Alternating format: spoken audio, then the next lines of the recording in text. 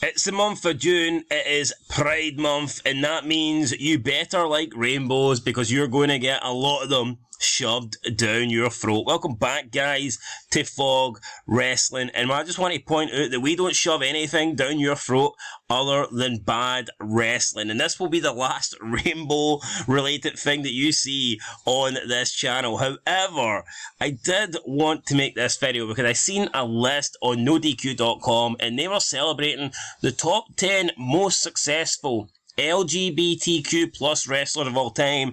I looked at the list and I thought it was intriguing, the list, and I'll explain why I thought that as we go through it. But I just want to point out, I actually do like rainbows in the sense of Skittles. You remember you got the advert, Taste the Rainbow? Skittles were fucking phenomenal back in the day. I haven't had a packet of Skittles in a long, long time, so who knows, maybe we'll try and get a sponsor with Skittles on the channel or something like that. Skittles, probably my favourite sweet growing up, I mean, my favourite candy, so to speak, growing up as a child. But anyway, here, we're not here to talk about Skittles, we're not here to talk about rainbows. Well, we kind of are here to talk about rainbows, but it's a one video only, so I'm going to go through this list. So basically some guy on NoDQ made this list. He bashed, basically said, unless you love rainbows, you're a homophobe, all that garbage. So blah blah blah blah blah. Let's just get down to the list, because I thought there's a couple of honourable mentions and we want to look at them right now. So Kiera Hogan and Diamante, I never knew these two were gay, but apparently they are. So I mean, fair enough. He's went through and given another bunch of people: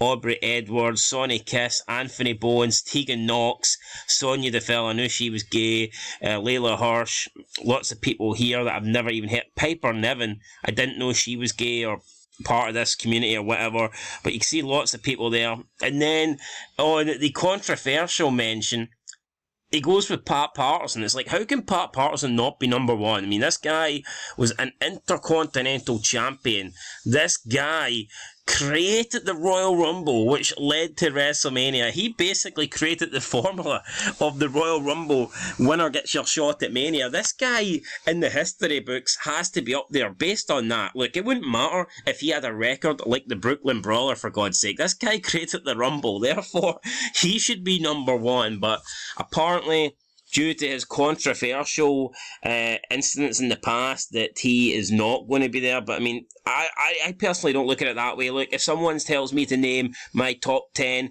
technical wrestlers of all time, I'm putting Chris Benoit in there because Chris Benoit was a brilliant technical wrestler. Now, does that mean that he's a good guy for killing his family? Absolutely not. But does that take away his ability as a wrestler? No. So for me, Pat Patterson straight away should be number one. This list has lost all credibility, but we'll go through it. Pat Patterson should be number one, but he's not. In my opinion, it doesn't matter. Sandy Parker got a historic mention. No idea who that is. Super honourable mention, Effie. I have no idea who that guy is, but he certainly looks gay. Let's move on to number 10. It is Giselle Shaw, or as Rick Steiner would say, that's not a woman, that's a man. So there you go, Giselle Shaw. Look, the fact she's number 10, that kind of just tells you how bad this list is going to be. How can Giselle Shaw be number 10 in the all-time LGBTQ wrestlers in the history of wrestling? Now, you could argue that, you know, maybe it's not that common for wrestlers in the past, so LGBTQ wrestlers are only like a more recent thing or whatever, but come on, there should be at least way more better than her. Number 9, AC Mack. No idea who this guy is.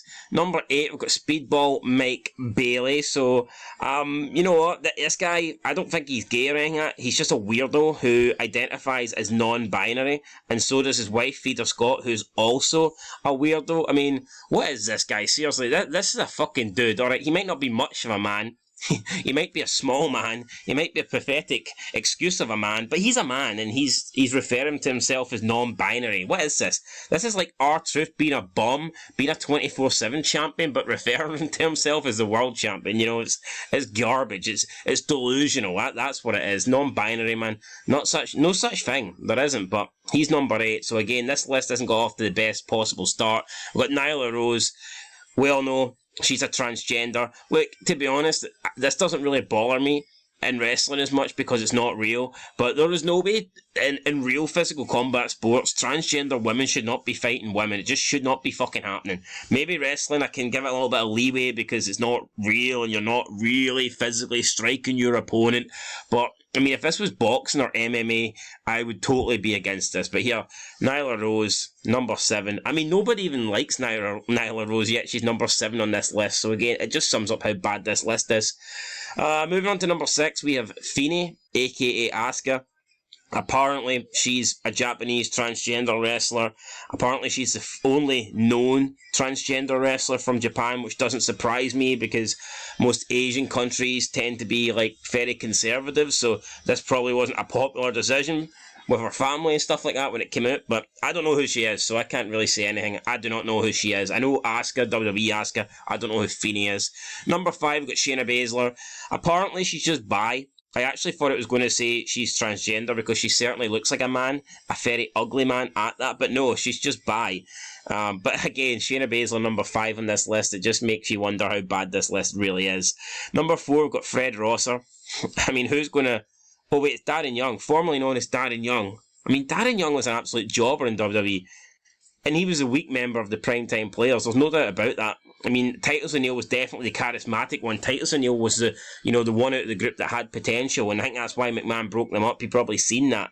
But yeah, it's unlike Crime Time, they had a bigger guy and a smaller guy. I felt like Crime Time worked really well as a tag team. I feel like with the Primetime Players, first of all, it was a rip-off of Crime Time, and it's like one guy had all the look, one guy had the potential, that guy being Titus O'Neil, and the other guy just didn't have anything really, that being Fred Rosser, aka Darren Young. So he's number 4. Mercedes Martinez, number 3, basically had a pretty poor career, had a couple of matches in AEW. The fact that she's number 3 tells you everything you need to know. Saraya is apparently a lesbian or whatever, so or she's bi, so she's number 2. Is she really lesbian? I mean, where has she had a lesbian relationship? Even on Pornhub, it was her, Brad Maddox, whatever his name was, and Xavier Woods, so I don't know if she is or not.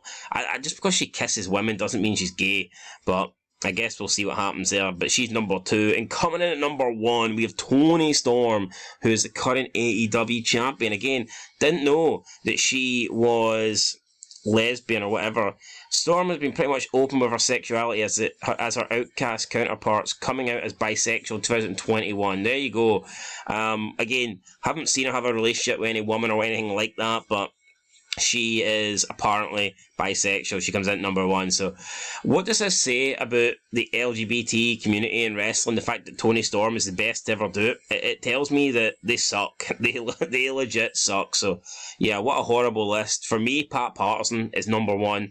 I don't care who he inappropriately touched when he was younger or when they were young. I mean, he's the best out of this bunch. It is simple as that. I would have put Orlando Jordan on it as well, but I guess not. What about Canyon? No, but who better than Canyon? Canyon was a good wrestler. I enjoyed Canyon. Yeah, this list is a joke, guys. This list is an absolute joke. Canyon should be on it. Orlando Jordan should be on it. And Pat Patterson should be number 1. I'd have Patterson 1, Canyon 2. That's it. I mean, anyone else you can...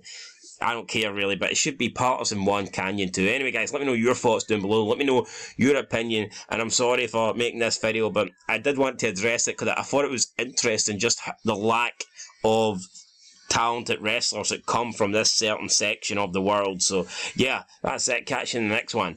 Peace.